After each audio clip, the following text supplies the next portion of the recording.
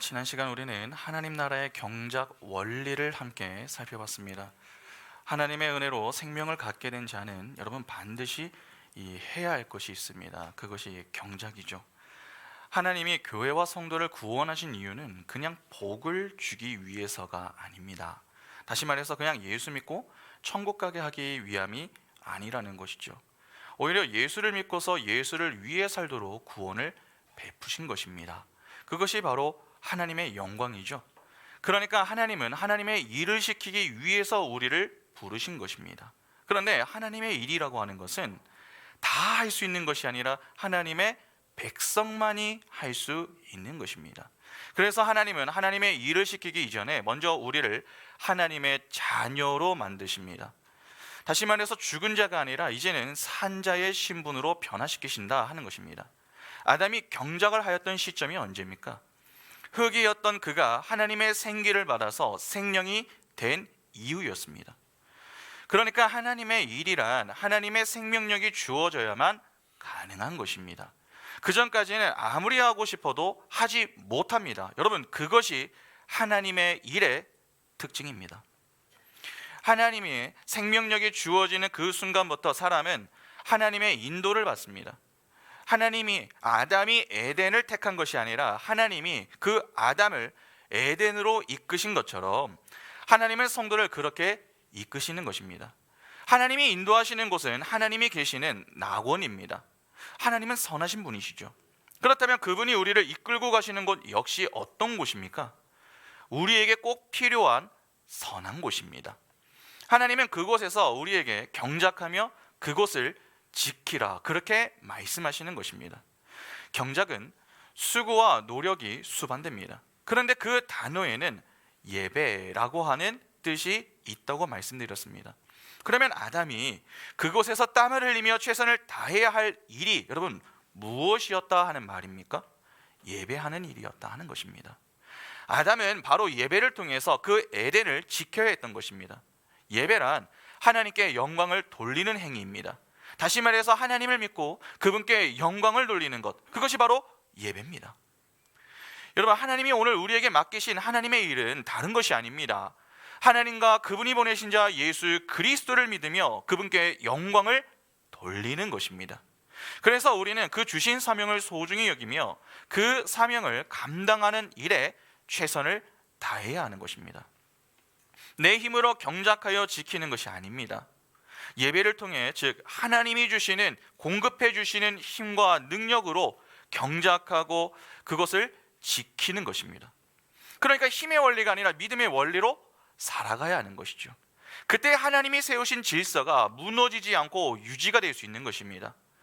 여러분, 하나님은 우리를 맹목적으로 부르신 것이 아니라 분명한 목적을 가지고 부르셨습니다. 그 부르심의 목적이 분명하지 않으면 우리는 자꾸 이 혼란을 겪게 됩니다. 신앙생활을 왜 해야 하는지, 신앙생활을 하되 왜 우리가 열심을 내야 하는지, 또 어떤 열심을 내야 하는지 그러한 물음이 자꾸 들 수 있으며 그 물음에 적절한 답을 내지 못하면 신앙에 이 회의감이 생길 수도 있는 것입니다. 어떠십니까? 우리는 왜 신앙생활을 하고 있습니까? 우리는 왜 신앙생활에 열심을 내야 하는 것이며 또 어떠한 열심을 내야 하는 것입니까? 매우 간단한 질문처럼 보이지만 의외로 이 질문들에 여러분 대답하지 못하는 분들이 생각보다 많이 있습니다. 그러나 이 질문에 망설임 없이 대답할 수 있어야 합니다. 여러분, 우리가 왜 신앙생활을 합니까? 하나님께 영광을 돌리기 위해서 하는 것입니다. 우리가 왜 신앙생활에 열심을 내야 합니까? 하나님이 우리에게 경작하라는 분명한 사명을 주셨기 때문에 그렇습니다. 그러면 우리는 어떤 열심을 내야 합니까? 우리가 내고 싶은 열심이 아니라 내야 할 열심, 즉 세상의 힘이 아닌 믿음의 원리로 열심을 내야 합니다. 이러한 내용들이 중심을 이루고 있어야 합니다. 그래야 내가 속한 곳이 죽지 않고 살 수 있는 것이죠. 내 가정, 내 직장, 내 교회가 살 수 있는 유일한 길은 내 신앙을 바르게 세우는 것밖에 없습니다. 이를 위해 오늘 우리가 이 자리에 함께 모여 있습니다. 보다 진지한 자세로 여러분 예배에 임하시기 바랍니다. 한 시간이 별것 아닌 것 같지만 그 별 볼 일 없어 보이는 그 한 시간이 한 주간, 아니 내 평생의 인생을 지탱해주는 힘이 되는 것입니다. 그렇게 주님 부르시는 날까지 주님을 위해 살라고 부름을 받은 자들이 바로 성도입니다. 하나님은 그것을 지금 아담을 통해 미리 보여주시는 것이죠. 그러면 이러한 이해를 가지고 오늘 본문을 한번 보겠습니다. 오늘 본문은 하나님이 아담에게 돕는 배필이 필요함을 보여주시는 장면입니다. 안 넘겨주셔도 됩니다. 제가 넘겨달라고 하면 넘겨주세요. 그러니까 돕는 배필의 필요성에 대해 이야기를 지금 하고 있는 것이죠. 많은 분들이 이 장면에 상당히 관심을 많이 둡니다. 왜냐하면 성경에 등장하는 첫 결혼 이야기이기 때문에 그렇습니다. 분명 해당 장면은 결혼의 이야기를 담고 있습니다. 그러나 단지 결혼의 이야기로만 보는 것은 여러분 좀 경계를 할 필요가 있습니다. 왜냐하면 결혼의 이야기로만 보는 것은 문맥과 전혀 어울리지가 않기 때문에 그렇습니다. 또한 자칫 잘못하면 본문을 오해하여 이해할 수도 있습니다. 때문에 그러한 오류에 빠지지 않도록 우리는 좀 신경을 써서 본문을 해석할 필요가 있는 것이죠. 자, 그러면 본문을 먼저 한번 보겠습니다. 창세기 2장 18절부터 20절 보시면 여호와 하나님이 이르시되 사람이 혼자 사는 것이 좋지 아니하니 내가 그를 위하여 돕는 배필을 지으리라 하시니라. 여호와 하나님이 흙으로 각종 들 짐승과 공중의 각종 새를 지으시고 아담이 무엇이라고 부르나 보시려고 그것들을 그에게로 이끌어 가시니 아담이 각 생물을 부르는 것이 곧 그 이름이 되었더라. 아담이 모든 각족과 공중의 새와 들의 모든 짐승에게 이름을 주니라. 아담이 돕는 배필이 없으므로. 먼저 18절을 보면은 하나님이 아담에게 돕는 배필을 주시려고 하는 이유가 나옵니다. 하나님이 아담에게 왜 돕는 배필을 지어 주시려고 합니까? 사람이 혼자 사는 것이 좋지 아니하니. 아담이 혼자 있는 것이 하나님 보시기에 좋아 보이지 않았기 때문에 그렇습니다. 당시 아담은요 솔로였습니다. 그런데 하나님은 그 모습을 좋지 않게 보셨다 하는 것이죠. 이를 문자 그대로 해석하면 일단 이런 물음이 생길 수 있습니다. 그러면 독신은 잘못된 것인가 하는 것이죠. 여러분, 독신은 잘못된 것입니까? 요즘에 결혼하지 않고 사는 분들이 주변에 많이 있지 않습니까? 그러면 하나님은 그렇게 독신으로 사는 자들을 다 안 좋게 보시는 것입니까? 그러면 바울의 말은 어떻게 이해를 해야 합니까? 고린도전서 7장 8절 보시면 내가 결혼하지 아니한 자들과 과부들에게 이르노니 나와 같이 그냥 지내는 것이 좋으니라. 그리고 그 밑에 나오는 고린도전서 7장 25절과 26절도 한번 보겠습니다. 처녀에 대하여는 내가 주께 받은 계명이 없으되 주의 자비하심을 받아서 충성스러운 자가 된 내가 의견을 말하노니 내 생각에는 이것이 좋으니 곧 임박한 환난으로 말미암아 사람이 그냥 지내는 것이 좋으니라. 여러분, 지금 그냥 지내는 것이 좋다는 말이 무슨 말입니까? 결혼하지 말고 그냥 지내라는 것입니다. 바울은 독신에 대해서 나쁘지 않다 그렇게 이야기를 합니다. 만일 하나님이 독신을 보기 좋지 않다고 보신다면 바울은 지금 하나님을 대적하는 말을 하는 거 아닙니까? 여러분, 하나님은 독신이나 결혼이냐 그러한 것에는 별로 관심이 없습니다. 또한 천국에는 결혼이라고 하는 개념이 없습니다. 그러니까 지금 이 이야기는 독신에 관한 이야기로 보는 것은 좀 무리가 있는 것이죠. 그리고 잘 한번 생각해 보시기 바랍니다. 여러분, 지금 이 창세기의 1차 수신자가 누굽니까? 광야 생활을 하고 있는 이스라엘입니다. 모세와 이스라엘은 지금 광야 생활을 하고 있습니다. 그런 그들의 관심사에 독신과 결혼이 있겠습니까? 그러한 것은 그들의 관심사가 아닙니다. 그들의 유일한 관심사는 그들이 왜 지금 광야 생활을 해야 하며 또 어떻게 해야 하는가, 거기에 있습니다. 그러니까 그들을 불러내신 하나님이 어떤 분이시고 또 그 하나님이 어떤 일을 하시는가, 거기에 관심이 있는 것이지 독신과 결혼은 당시 그들에게 별로 중요한 문제가 아니었습니다. 그런데 여기서 또 한 가지 생각해 볼 문제가 있죠. 하나님은 아담이 홀로 있는 것을 좋지 않게 보셨습니다. 그러면 하나님은 외로운 것을 싫어하시는 분이십니까? 아담이 외롭고 고독해 보이는 것이 싫어서 아담에게 배필을 허락하신 것입니까? 그러한 관점으로 해석한다고 해도 여러분 문제가 생깁니다. 만일 그렇다면 아담에게 굳이 한 명의 배필을 허락하실 이유는 또 무엇입니까? 혼자 있는 것이 외로워 보였다면 사람이 많을수록 덜 외롭다는 것이 되는 거 아닙니까? 혼자보다 같이 사는 것이 나은 것이라면 더 많은 사람을 주시면 안 됩니까? 그러나 만일 일부 일처제가 아니라 일부 다처자가 되면은 어떻게 됩니까? 이는 방종으로 향할 수 있습니다. 고린도전서 7장 1절과 2절 보시면 너희가 쓴 문제에 대하여 말하면 남자가 여자를 가까이 아니함이 좋으나 음행을 피하기 위하여 남자마다 자기 아내를 두고 여자마다 자기 남편을 두라. 바울이 독신도 좋다 그렇게 말을 하지만 동시에 결혼도 좋다 그렇게 이야기합니다. 그러면 바울은 지금 왜 결혼하라 그렇게 이야기하는 것입니까? 간음의 문제 때문에 하라는 것입니다. 당시 고린도 교회에 지나치게 성적인 유혹이 많았기 때문에 차라리 아내를 두는 것이 더 낫지 않겠느냐 그렇게 이야기하는 것입니다. 그리고 외로움과 고독은 여러분 언제 생겨난 개념입니까? 아담의 범죄 이후에 생겨난 것입니다.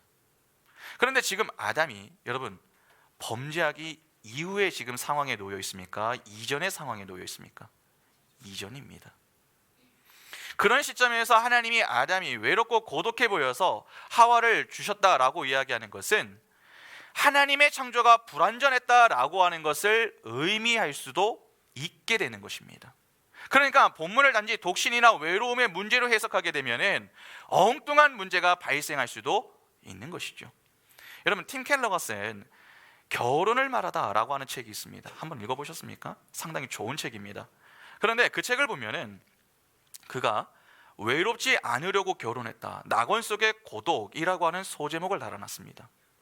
또한 그의 아내 캐시 루이스 켈러 역시 책에서 이렇게 이야기를 합니다. 하나님은 홀로 지내는 아담의 외로운 모습을 보시고 좋지 않으니 라고 말씀하셨다. 그러면 팀 켈러나 캐시 루이스 켈러 두 사람은 이 본문을 어떻게 이해하고 있는 것입니까? 아담의 외로움과 고독 때문에 여자를 지었다 그렇게 보고 있는 것이죠. 그러나 그렇지가 않다는 것입니다. 그러면 이를 어떻게 해석해야 합니까? 본문을 조금 유의해서 보시기 바랍니다. 18절에 나오는 여러분 좋지 않다라고 이 번역이 된 히브리어는 로토브입니다. 로토브. 하나님은 아담이 혼자 사는 것을 로토브하게 보셨습니다. 천지창조를 하시면서 하나님이 늘 하셨던 말씀이 무엇이었습니까? 보시기에 좋았다라고 하는 말씀이었죠. 창세기 1장 4절 보시면 빛이 하나님이 보시기에 좋았더라. 하나님이 빛과 어둠을 나누사. 창세기 1장 10절에 하나님이 묻을 땅으로 부르시고 모인 묻을 바다라 부르시니 하나님이 보시기에 좋았더라. 이 밖에도 12절, 18절, 21절, 25절 계속해서 보시기에 좋았다, 보시기에 좋았다 그 어구가 계속해서 나옵니다.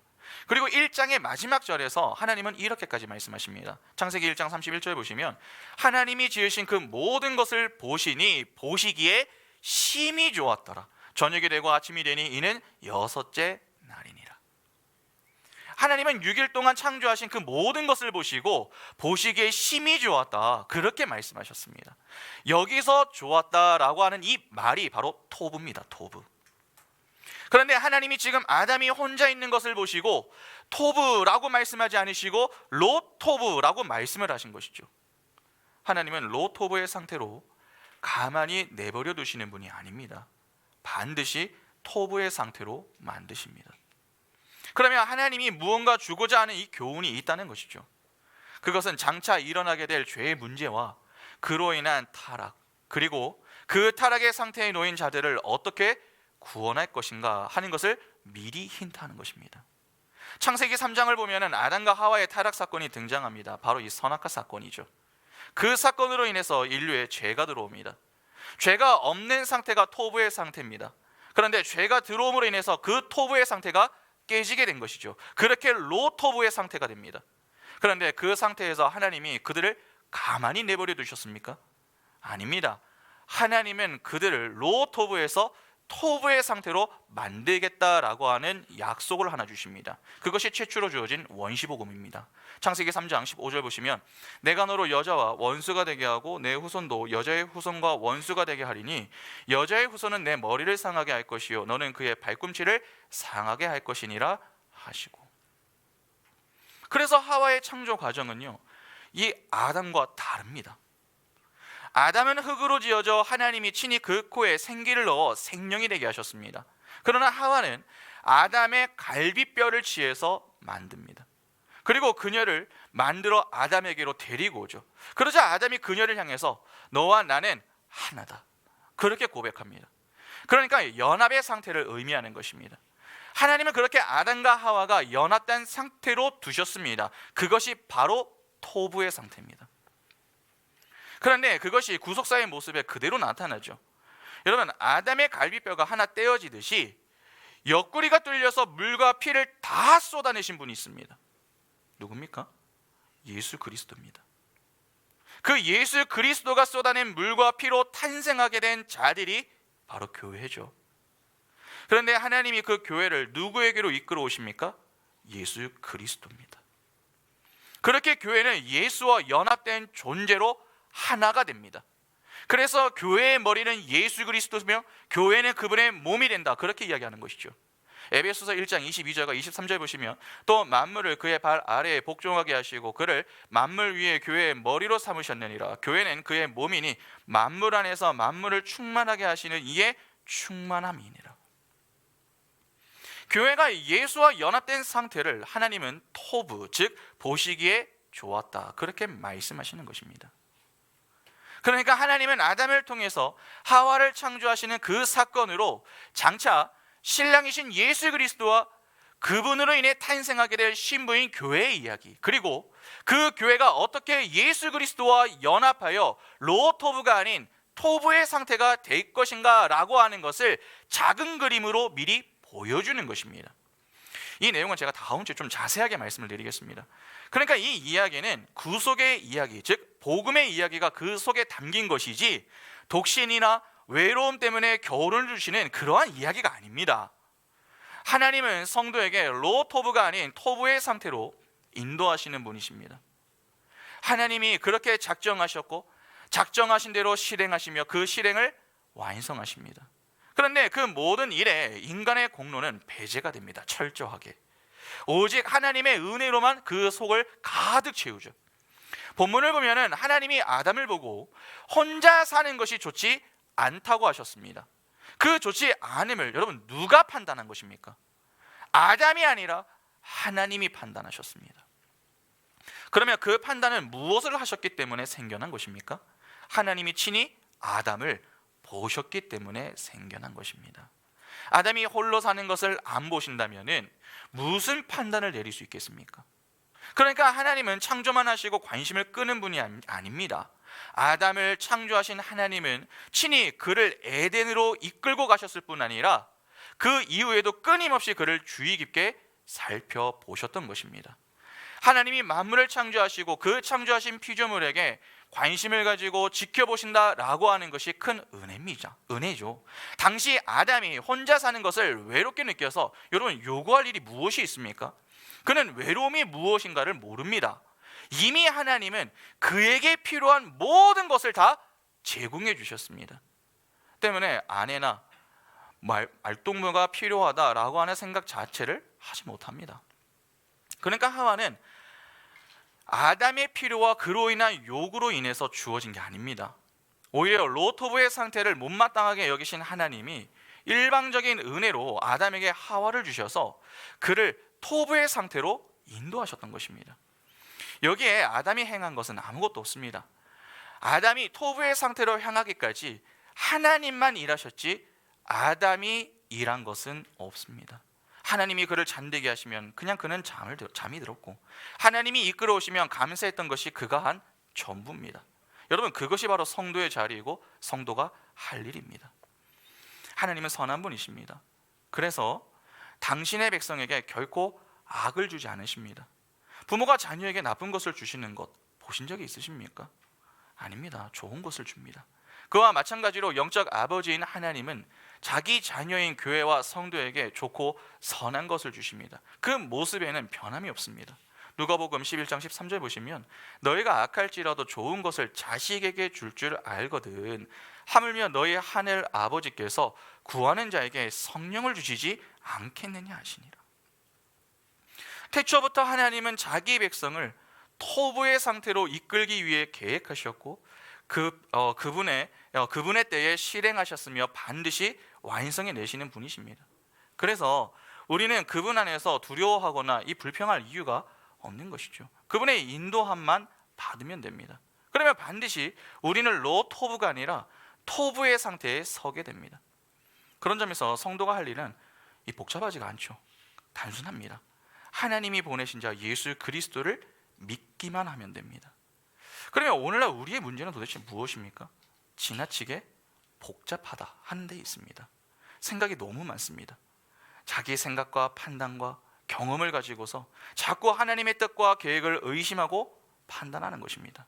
그래서 하나님이 말씀하셔도 주저하거나 갈등하고 불순종하는 것입니다. 아닙니다.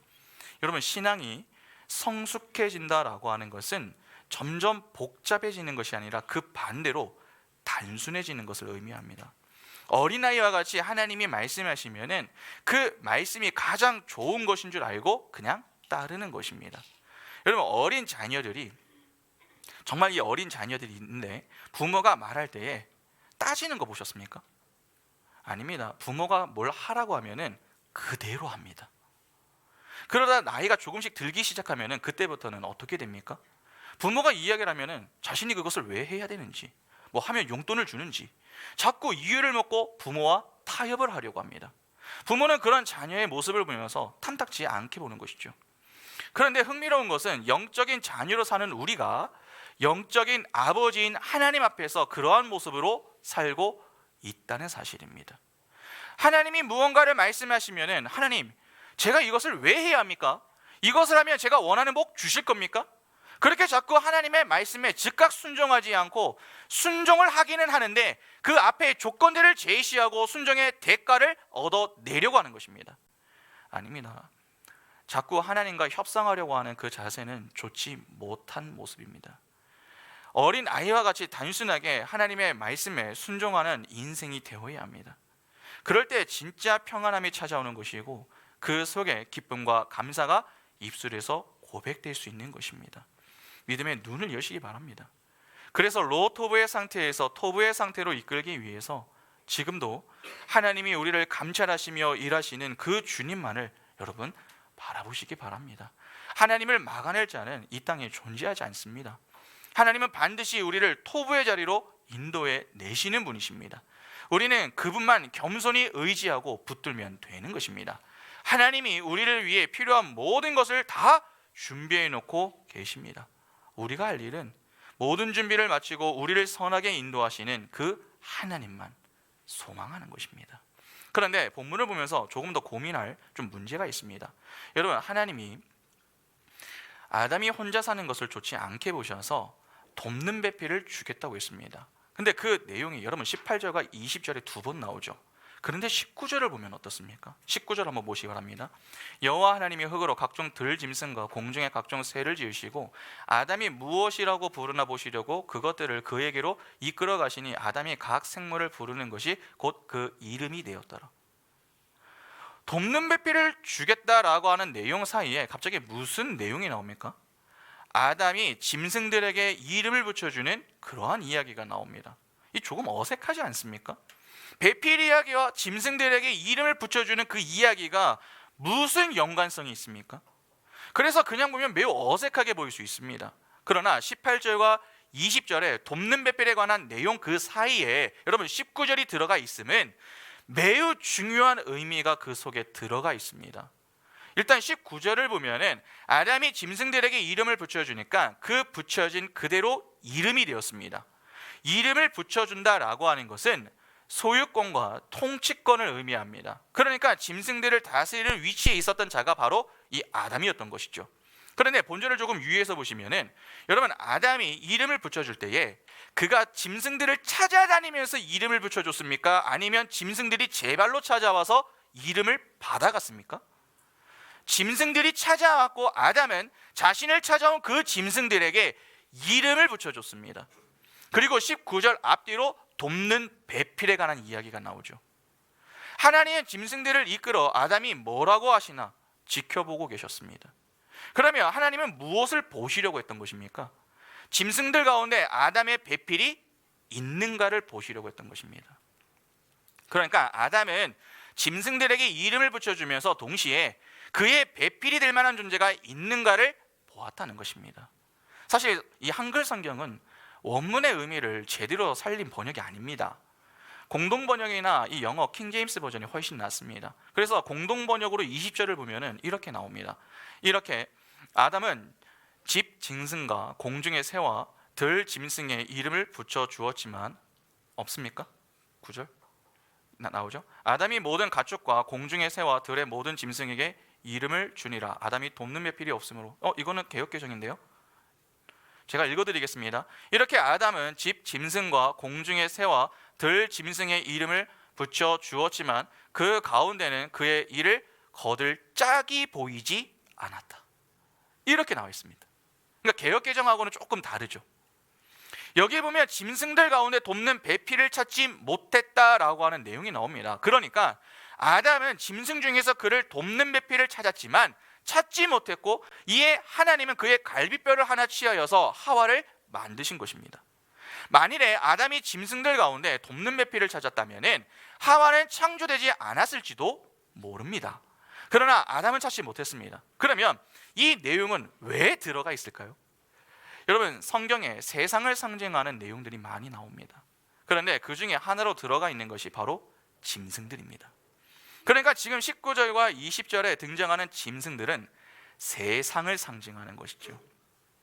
그러면 짐승들 중에 돕는 배필이 없었으면 어디에서 배필을 찾을 수가 없었다는 말입니까? 세상 속에서는 찾을 수가 없었다라고 하는 의미가 되는 것입니다. 그러니까 하나님은 짐승처럼 살고 있는 그 세상과는 전혀 다른 근원에서 나온 존재가 교회다라고 하는 것을 설명하기 위해서 아담이라는 존재 안에서 돕는 배필을 지으셨던 것입니다. 여러분, 짐승의 특징이 무엇입니까? 짐승, 본능에 충실하다는 것이죠. 먹고 싶으면 먹고, 자고 싶으면 자고, 화가 나면 그냥 화를 내는 것입니다. 그런데 죄로 타락한 죄인들이 딱 그렇게 살지 않습니까? 본능에 충실합니다. 왜 본능에 충실한 것입니까? 내가 가장 중요하다 그렇게 생각하는 이기, 즉 죄의 속성 때문에 그렇습니다. 하나님의 은혜를 떠난 죄인들이 모여 사는 세상이 그렇습니다. 그래서 하나님을 믿지 않는 자들은 인간이 아니라 짐승처럼 산다라고 해도 거의 틀리지 않습니다. 그런 곳에서 아담을 돕는 배필이 나올 수 있다? 여러분, 그것은 말이 되지 않습니다. 왜 말이 되지 않습니까? 아담은 무엇을 하는 자입니까? 하나님이 이끄신 그 에덴을 경작하는 자입니다. 다시 말해서 하나님의 일을 수행하는 자라는 것이죠. 지금 문맥을 잘 보시기 바랍니다. 아담의 배필 이야기가 어떤 이야기 뒤에 나왔습니까? 아담에게 사명이 주어진 그 내용 뒤에 나왔습니다. 그러니까 아담이 홀로 있는 것이 보기 좋지 않다라고 하는 말은 그냥 그가 외로워 보인다라고 하는 차원이 아니라 하나님의 일을 하는데 그에게 도움을 줄 수 있는 대상이 필요했다 하는 것입니다. 그러면 그 사람은 아담과 함께 무엇을 해야 하는 자입니까? 하나님의 일을 함께 해야 하는 자입니다. 다시 말해서 함께 하나님의 영광을 위해 살아야 하는 자다 하는 것입니다. 그런데 그런 자가 자기 본능에 충실하다면 하나님을 위해 살 수 있겠습니까? 불가능한 것이죠. 그래서 그 사이에 짐승의 이야기가 삽입되어 있는 것입니다. 하나님을 섬기는 자는 자기 본능에 충실하지 않습니다. 자기 본능에 충실한 자는 자기 주장을 하는 자이지 자기 부인을 하는 자가 아닙니다. 그러나 하나님을 따르는 자, 하나님께 충성하는 자, 하나님을 위해 사는 자는 어떻습니까? 자기 주장이 아니라 자기 부인을 하는 자입니다. 그러니까 하나님은 함께 하나님의 일을 할 돕는 배필을 아담에게 허락하신 것입니다. 여기서 돕는 배필이란 그냥 배우자가 아니라 도와주는 자를 의미합니다. 가끔 아담이 먼저 창조되고 하와가 아담의 갈비뼈로 창조되었다라고 하니까 남자가 여자 위에 있는 것이다, 그렇게 인식하는 분들이 있습니다. 그러나 결코 그렇지 않습니다. 이는 우월의 개념이 아니라 기능적인 차이입니다. 아담이 혼자 하나님의 일을 감당할 수 있다면 굳이 돕는 배필은 필요하지가 않습니다. 그러나 하나님이 그에게 돕는 배필을 허락하셨으면 그의 부족함을 채워줄 수 있는 사람이 필요했다라고 하는 것입니다. 다시 말해서 기능적인 차이를 지닌 존재로 하와를 창조하셨다, 그것을 보여주는 것입니다. 그러니까 따로 놀기 위해서가 아니라 서로의 부족함을 채워주기 위한 것이죠. 여기서 우리는 중요한 사실을 깨달을 수 있습니다. 여러분, 천국에는 있지도 않은 결혼이 이 땅에 주어진 이유가 도대체 무엇입니까? 하나님 나라를 함께 섬기라고, 하나님 나라를 위하여 함께 살라고 허락하신 것입니다. 우리는 하나님이 무언가를 허락하실 때에 그 의미에 대해서는 별로 생각하지를 않습니다. 그러나 하나님이 무언가를 주실 때에는 그냥 주시는 것이 아닙니다. 분명한 목적을 가지고 주시는 것입니다. 그러면 우리는 하나님이 허락하신 그 목적이 무엇인가를 반드시 고민해서 그 목적에 부합하는 인생을 살아가도록 애를 써야 되겠죠. 여러분, 하나님이 시간을 허락하셨습니다. 그러면 그 시간이 왜 주어졌는가 생각해 봐야 합니다. 하나님이 물질을 허락하셨습니다. 그러면 그 물질이 왜 내게 주어졌는가, 그걸 고민해 봐야 합니다. 그런데 보통의 경우 사람들은 이에 대한 고민 없이 그냥 사용합니다. 그래서 엉뚱하게 사용하는 것입니다. 사용하되 정확한 목적에 맞게 사용하지 않고 자꾸 이상하게 사용하는 것이죠. 여러분, 그러면 엉뚱하게 사용하는 것, 이상하게 사용하는 것이 무엇입니까? 바로 자신을 위해 사용하는 것입니다. 하나님이 왜 우리에게 필요한 것들을 주십니까? 하나님을 위해 사용하라고 주시는 겁니다. 하나님이 건강을 주셨습니까? 하나님을 위해 쓰라고 주신 건강입니다. 하나님이 물질을 주셨습니까? 하나님을 위해 사용하라고 주신 것입니다. 하나님이 시간을 주셨습니까? 하나님을 위해 사용하라고 시간을 주신 겁니다. 우리 인생에 주어지는 그 모든 것이 다 하나님을 위한 것입니다. 그러니까 우리는 살아도 주를 위해 살고 죽어도 주를 위하여 죽어야 하는 자들인 것입니다. 그래서 바울이 뭐라고 합니까? 로마서 14장 8절에 우리가 살아도 주를 위하여 살고 죽어도 주를 위하여 죽나니 그러므로 사나 죽으나 우리가 주의 것이로다. 빌립보서 1장 18절부터 보시면, 그러면 무엇이냐? 거칠애로 하냐? 참으로 하냐? 무슨 방도로 하든지 전파되는 것은 그리스도니 이로써 나는 기뻐하고 또한 기뻐하리라. 이것이 너희의 간구와 예수 그리스도의 성령의 도우심으로 나를 구원에 이르게 할 줄 아는 거로 나의 간절한 기대와 소망을 따라 아무 일에든지 부끄러워하지 아니하고 지금도 전과 같이 온전히 담대하여 살든지 죽든지 내 몸에서 그리스도가 존귀하게 되게 하려 하나니 이는 내게 사는 것이 그리스도니 죽는 것도 유익함이라. 자신은 살아도 주를 위해 살 것이고 그리스도를 위해서 죽는 것도 내게는 유익하다, 그렇게 이야기합니다. 그러니까 그는 그에게 주어진 생명을 지금 누구를 위해 사용했던 것입니까? 하나님을 위해 사용했던 것입니다. 여러분, 자신의 생명을 하나님을 위해 사용하는 자라면은 그 이외에 주어진 그 모든 것들을 어떻게 사용하겠습니까? 당연히 하나님을 위해 사용하지 않겠습니까? 성도의 인생이 바로 그러해야 한다는 것입니다. 그런 점에서 부모가 자녀에게 용돈을 줄 때에도 목적을 분명히 가르쳐야 합니다. 보통 부모들이 자녀에게 돈을 주는 이유가 무엇입니까? 자녀들이 돈이 필요하다 그렇게 이야기하니까 주는 거 아닙니까? 그러나 그러면 안 된다는 것입니다.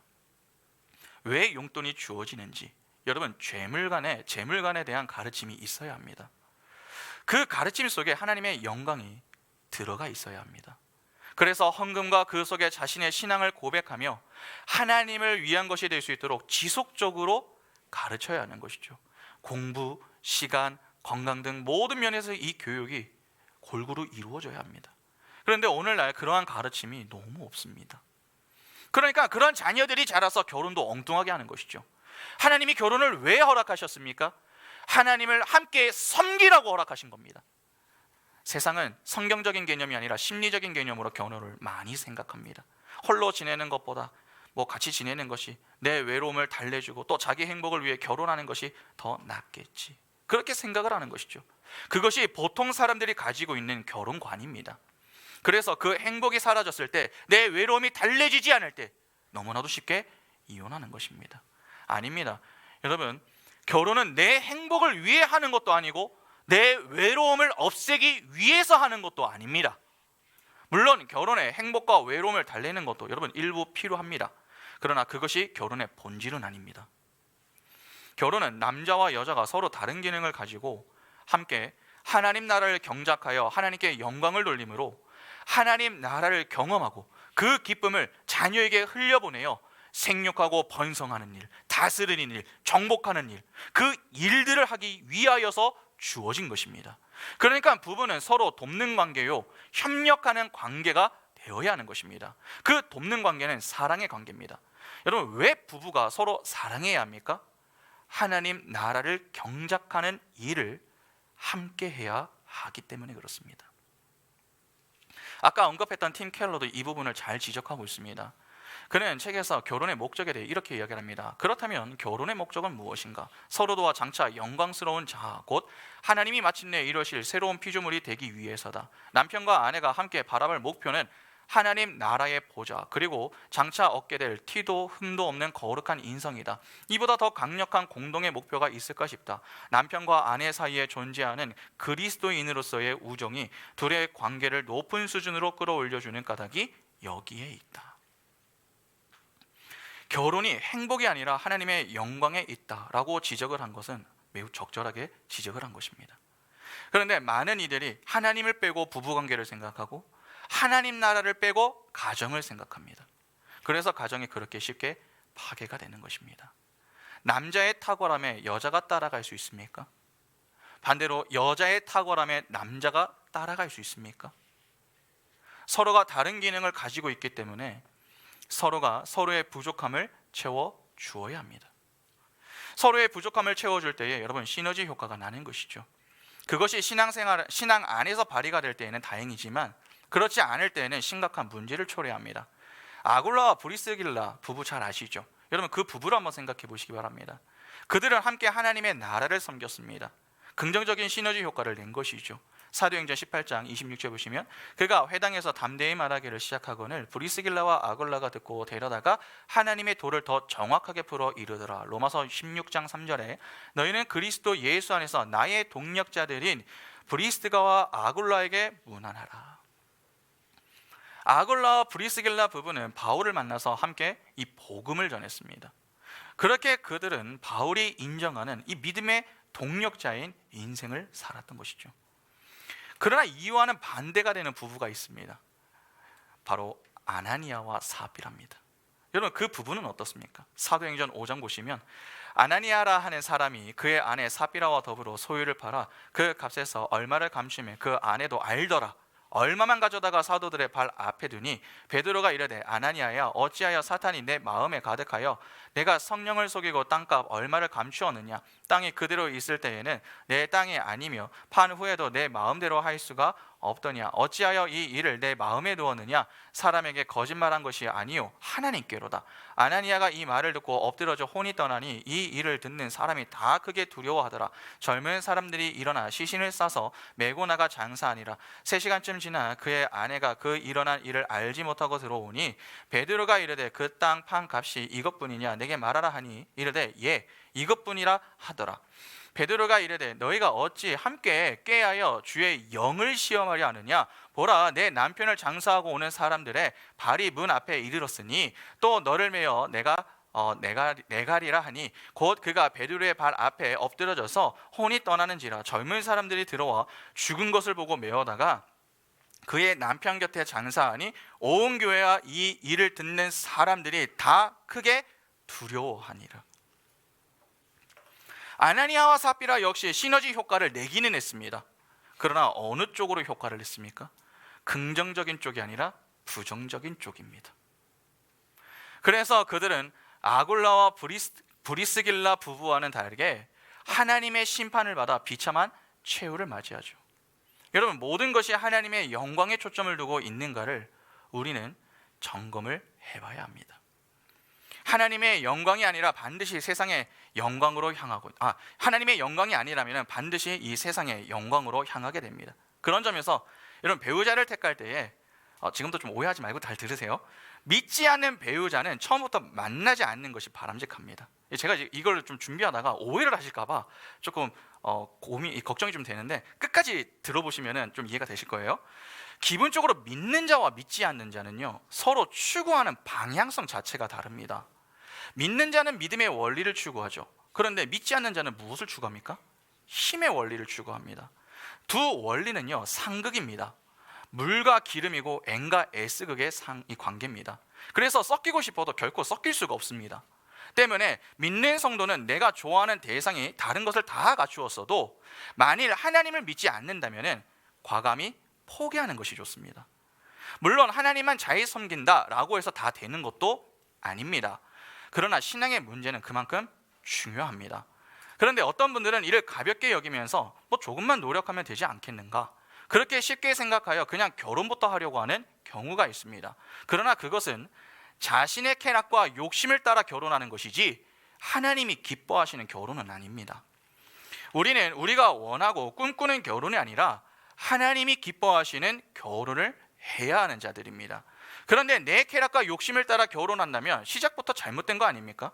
첫 단추를 잘못 채우면은 나머지 단추를 잘 채워도 옷이 이상하게 보이는 것처럼 결혼의 출발이 잘못되면은 그 이후에 결혼 생활은 자꾸 힘이 들 수밖에 없습니다. 그런데 꼭 이렇게 이야기를 하면은 청년들 가운데 이렇게 이야기하는 분들이 있습니다. 목사님, 교회에 사람이 없습니다. 오히려 세상에 더 괜찮은 사람이 많습니다. 분명 요즘 교회에 청년들이 없는 게 맞습니다. 사실입니다. 또한 청년들이 사회생활을 하다 보면은 다수의 비그리스도인들이 상당히 치열하게 살아가는 경쟁력 있는 모습을 봅니다. 그런데 교회에 와서 보면은 그러한 경쟁력을 갖고 살아갈 만한 청년들을 찾아보기가 드물어서 교회 내에서 찾고 싶어도 망설여지는 것이 사실입니다. 또한 교회가 이에 대해 잘 교훈하지도 않고 또 이 목회자들도 이에 대해서 심각하게 받아들이지를 않는 것이죠. 그러니까 교회도 반성할 것이 있고 목회자들도 좀 정신을 차릴 필요가 있습니다. 그리고 그리스도인 청년들 가운데 믿음만 가지고 살면 되지, 여러분, 그런 이원론적인 사고로 세상 속에서의 예배자가 되는 일에는 최선을 다하지 않는 것도 심각한 문제가 있습니다. 몇 차례 말씀을 드리지만 여러분, 교회에서도 열심을 내야 합니다. 그러나 교회에서 최선을 다해 사는 사람은 세상에서도 최선을 다해야 합니다. 세상 속의 그리스도인으로 그들에게 신앙의 본을 보이며 살아야 합니다. 학생은 학업을 감당하되 코람데오 정신으로 정직하게 공부를 해야 하고, 여러분, 코피가 날 정도로 공부를 해야 됩니다. 학생들은 직장인은 직장에서 주어진 일에 최선을 다해 경쟁력 있는 그 모습을 보이고 직장에 도움을 줄 수 있는 쪽에 설 수 있도록 계속해서 노력을 해야 합니다. 세상에서 그리스도인으로 산다, 여러분, 이 말은 말처럼 쉬운 게 아닙니다. 그러나 그렇게 어렵고 힘든 상황에서도 믿음으로 살며 항상 기뻐하고 감사하며 하나님 앞에서 정직하게 사는 그 모습을 보일 때에 세상 사람들은 궁금함을 갖게 되는 것입니다. 도대체 뭐가 좋아서 늘 웃고 지낼까? 도대체 뭐가 그렇게 행복합니까? 그런 질문을 받을 수 있어야 합니다. 그때 제가 하나님을 믿거든요. 제가 하나님을 위해서 사는 자거든요. 그 한마디가 미치는 영향력이 큰 것입니다. 그러니까 적어도 우리에게는 그러한 열심과 열정이 있어야 하는 것이죠. 그런데 그렇게 사는 청년들을 여러분, 주변에서 찾아보기가 너무나도 힘이 듭니다. 그러니까 교회에 사람이 없다라고 하는 그 말은 다 틀린 말은 아닙니다. 분명 일부는 맞습니다. 그러나 그것을 핑계 삼아서 그냥 세상 사람을 만나는 것은 더 이상한 일입니다. 그렇게 말하며 편하게 예수 믿지 않는 자를 만나는 것은 그 사람의 신앙에 무언가 문제가 있는 것입니다. 신앙이 있는 사람이라면 그렇게 쉽게 결정을 내리지 못합니다. 하나님이 없는데 그 나머지를 갖추었다고 그것을 괜찮다고 이야기하는 것이 곧 무슨 눈으로 살아가고 있다고 하는 말이 되는 것입니까? 자신은 육신의 눈으로 세상을 믿으며 살고 있다라고 하는 말이 되는 것입니다. 그러니까 소위 나도 그렇게 살고 싶어요, 그것을 드러내는 것입니다. 여러분, 신앙은요, 타협의 대상이 아닙니다. 그것을 마치 타협이 될 것처럼 여기는 그 작은 것에서부터 타락이 시작되는 것입니다. 사단이 무엇을 가지고 성도를 흔드는 줄 아십니까? 그 작은 틈을 가지고 흔드는 것입니다. 거기서부터 시작이 되는 것이죠. 지금 이 자리에 청년들이 제법 많이 있습니다. 배우자를 위하여 진지하게 여러분 기도하시기 바랍니다. 자꾸 목사님, 저는 연애할 수 있을까요? 목사님, 저는 결혼 못할 것 같은데요. 그런 쓸데없는 이야기 하지 마시고, 그런 조바심 내지 마시고 겸손히 기도하시기 바랍니다. 하나님 앞에서 자꾸 스스로에 대해 한탄하고 자책만 하고 기도하지 않는 것, 여러분, 그것은 좋은 모습이 아닙니다. 겸손히 하나님 앞에 나와서 믿음으로 배우자를 위하여 잠잠히 기도하며 그 때를 기다리는 것이 지혜로운 모습입니다. 그냥 잘생긴 사람, 예쁜 사람, 괜찮은 사람 만나게 해주세요, 여러분, 그게 아니라 하나님 나라를 위하여 함께 경작할 그 배우자를 위하여서 구체적으로 기도하셔야 합니다. 하나님은 하나님의 때에 반드시 일하십니다. 우리에게 가장 적절한 배우자를 예비하고 만나게 하십니다. 그때를 위하여 지금부터 부단히 준비를 우리는 해야 하는 것이죠. 그러면 이미 불신자와 연애를 하거나 또 결혼한 사람은 어떻게 해야 합니까? 이미 연애를 하고 계시다면 끊임없이 내 연인에게 복음을 전하셔야 됩니다. 최근에 우리 집사님들 가운데 이제 이런 말씀을 좀 주신 분이 계셨습니다. 교회만 데려와라. 믿음은 우리가 어떻게 할 수는 없지만 그래도 교회는 우리가 데리고 올 수 있지 않겠는가? 뭐 믿음은 이제 하나님 하시는 일이니까 우리가 할 수 있는 최선은 교회 이 예배당에는 데려다 놔야 된다. 그렇게 이제 이야기를 하는 것이죠. 제가 그 말을 들으면서 저것도 틀린 말은 아니다. 저것도 명언일 수 있겠다. 이제 그런 생각을 했습니다. 여러분 실제 그렇게 해서 예수를 믿는 분들이 있습니다. 우리 지금 이 자리에도 계시지 않습니까? 여러분 그 정도의 열심이 우리에게 있어야 됩니다. 복음을 전해야 합니다. 동시에 함께 여러분 하나님 나라를 경작할 준비를 하셔야 됩니다. 여러분 그러면 결혼한 이후에 예수를 믿는 분들 또 이미 결혼한 분들도 계시잖아요. 그런 분들의 경우에는 하나님이 결혼을 하게 하신 이유가 있음을 한번 생각해 봐야 합니다. 남편이 믿지 않고 아내가 믿지 않기 때문에 어느 순간 내가 너무 힘이 들어서 기도를 포기하는 자세는 옳지 않습니다. 하나님이 그 가정에 누군가 한 사람에게 복음을 먼저 깨닫게 하셨다면 이유가 있는 것입니다. 그 한 사람을 통해 복음화가 일어나게 하시기 위해 먼저 깨닫게 하신 것이죠. 사도행전 16장 30절과 31절 보시면 그들을 데리고 나가 이르되 선생들이여 내가 어떻게 하여 구원을 받으리까 하거늘 이르되 주 예수를 믿으라 그리하면 너와 내 집이 구원을 받으리라 하고. 믿지 않는 연인과 배우자에게 복음을 전하는 일은 여러분 정말 쉽지 않습니다. 그래서 결혼하고 너무 속상한 나머지 주님 제 남편이 제 아내가 예수를 좀 믿을 수 있도록 예수님을 좀 영접할 수 있도록 교회에 좀 나와서 함께 예배할 수 있도록 좀 마음의 문을 열어주십시오. 그렇게 기도하다가 갑자기 너무 화가 나가지고 주님 저 원수 같은 남편 저 원수 같은 아내 도대체 언제쯤 데려가십니까? 그렇게 기도하시는 분들이 가끔 있습니다. 아닙니다. 내 연인이나 내 배우자가 원수처럼 보여도 원수처럼 생각하지 마시고 내게 허락하신 돕는 배필로 주셨음을 생각하시며 기도하셔야 됩니다. 주님 제 힘으로는 꺾이지 않는 저의 남편 저의 아내의 마음을 하나님의 은혜로 만져주십시오. 그래서 딱딱하게 굳어있는 저 마음이 주님의 손길로 인해 부드러운 마음이 되게 하사 하나님을 만나 저와 함께 신앙생활하는 인생이 되게 해주십시오. 그래서 우리 가정도 믿음으로 하나님 나라를 경작하는 믿음의 가정이 되게 해주십시오. 그렇게 기도하는 것이 바람직한 것이죠. 우리는 그 때를 알지 못합니다. 그러나 그 때를 소망하며 내게 주어진 자리에서 최선을 다해 기도하는 것이 현명하고 성숙한 신앙인의 모습입니다. 다른 사람들을 많이 전도하는 것도 귀합니다.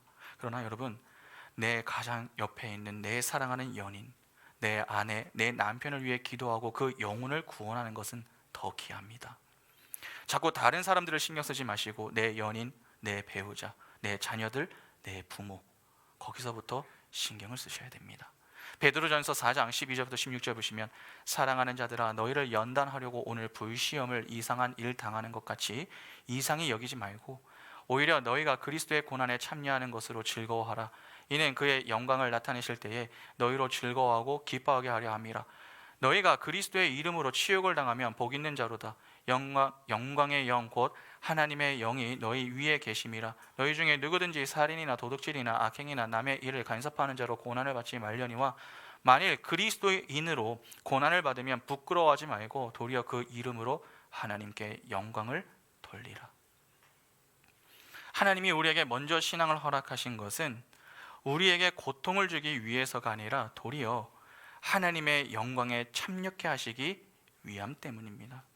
내 연인과 가족의 영혼 구원을 위하여 기도하는 일이 너무나도 힘이 드십니까? 그때마다 고난을 당하는 일에 불평하지 마시고 도리어 그리스도의 고난에 참여함으로 하나님과 이웃을 사랑하는 자로 내 연인을 위하여 내 배우자와 가족의 영혼 구원을 위하여 기도할 수 있음에 감사하며 하나님께 영광을 돌리시기 바랍니다. 하나님이 하나님의 때에 반드시 우리가 지금 흘리는 그 슬픔의 눈물을 기쁨과 환희로 바꾸어 주실 것입니다. 믿음의 눈을 열고 지금도 내 간구의 귀를 기울이시며 흘리는 눈물을 닦아주시는 하나님, 합력하여 선을 이루실 그 때를 바라보고 계시는 그 주님만 바라보시기 바랍니다. 그리하여 하나님의 때까지 잘 인내하며 주신 자리에서 충성함으로 내 연인이 예수를 믿겠다고 하는 고백, 그런 고백하는 역사가 일어나고, 내가 속한 가정에 복음화가 일어나며 내가 속한 교회에 생명이 가득해지는 역사가 가득 일어나 하나님의 영광을 위하여 함께 서로를 돕고 채워주는 그러한 아름다운 모습이 우리 삶에 충만하게 일어날 수 있기를 간절히 소망합니다. 우리 같이 함께 찬양하겠습니다.